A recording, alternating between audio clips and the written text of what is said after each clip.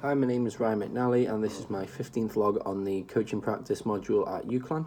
Today I'm going to kind of look at some self-reflection that I've been doing quite recently and look over a few questions that I've prompted myself to ask myself recently.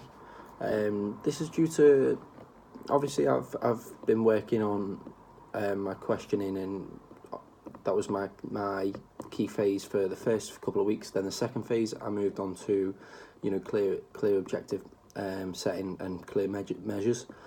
I'm gonna kind of review why and how I've progressed over that current phase, the clear objectives and measures, and how I've progressed through that. So to start off with, I kind of undertook that because obviously I asked my peers in a questionnaire at the start of the season, to rank me in 1 to 10, and that on a few different key coaching characteristics, and that came back with a bit of a lower score than the others. So I decided I'm going to focus some time and attention on that, and kind of progress it at the forefront of my coaching.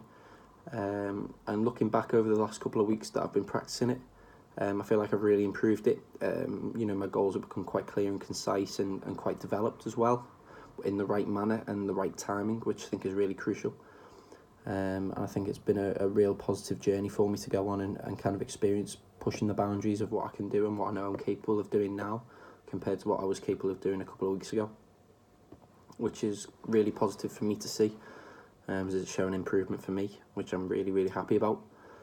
And I also recently listened to a podcast talking about coaching 4 to 6 year olds within a foundation academy or a pre-academy, and it was done by a man who works in Manchester United's foundation phase, and he's also a coordinator at Salford City's pre-academy phase, and he kind of had a philosophy based on the 3L model, which he's kind of created. It's love, laugh and learn, and I've tried to apply that through football as well in my own kind of manner.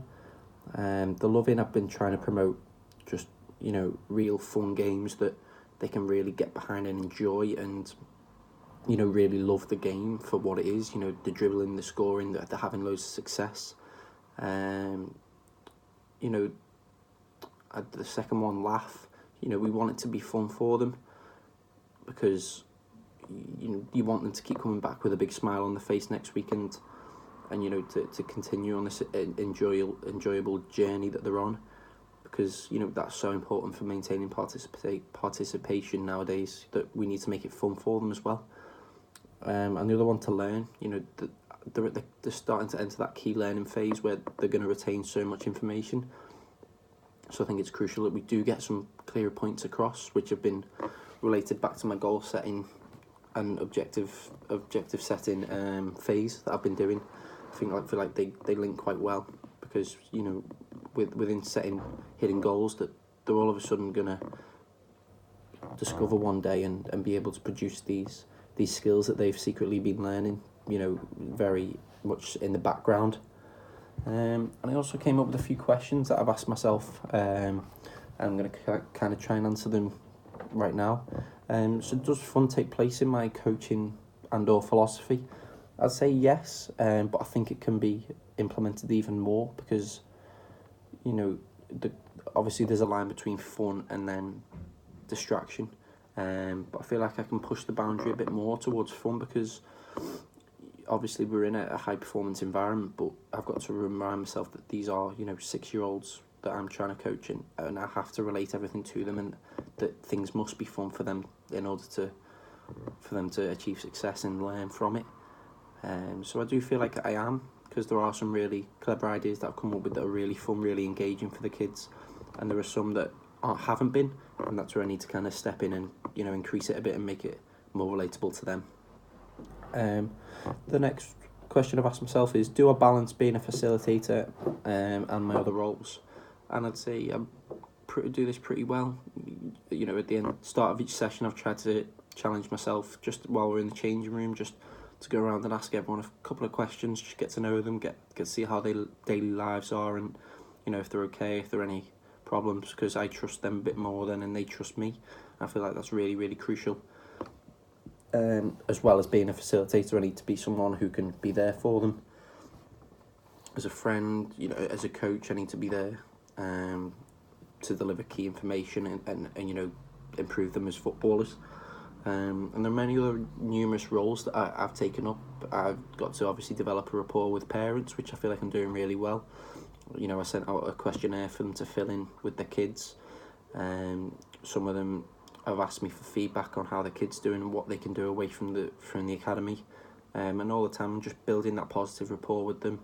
I try and have a chat with them at the end of the session if they want to. And I feel like it's developing a really, really good relationship. The final question I kind of prompted myself with was, how do I work with parents? Now obviously parents are crucial for footballing. Well, not just football, but crucial for coaches in general, for any sport.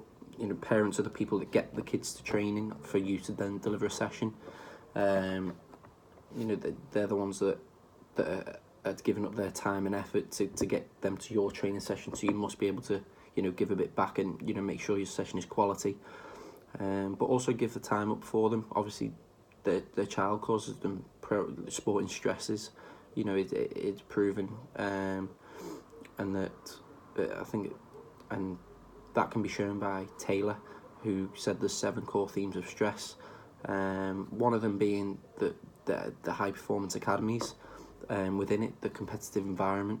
If obviously the academy is a competitive environment, but you need to kind of take that away from them at under 6s, because it is about fun and enjoyment, and it's kind of getting my message across to them that I feel like I'm doing quite well, because the parents leave the building with a smiley face and say, "Oh, thanks Ryan, that was great," or cheers for that, and I feel like it's really, really beneficial.